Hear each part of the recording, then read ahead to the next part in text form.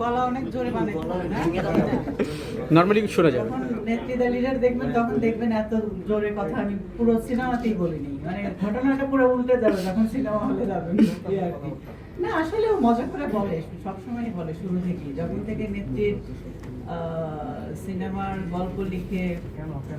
আর এই সিনেমার গল্পটা আসলে হঠাৎ করে সে একটা সিনেমা দেখছে, দেখার পরে আমাকে বলতেছে আমি একটা সিনেমা দেখেছি, আমার মাথায় একটা গল্প এখন ঘুরতেছে, কি করা যায়, আমি তোমাকে নেত্রী বানাবো, দেন সিনেমাটা করব।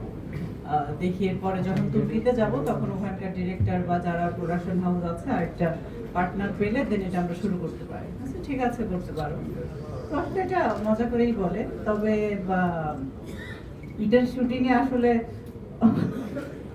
অনেক রকম, মানে কি বলবো, বুঝেন তো যে উনি আমার বডিগার্ড, তো সেই হিসাবে কেমন Bodyguard. আমি ম্যাডাম আমার ম্যাডাম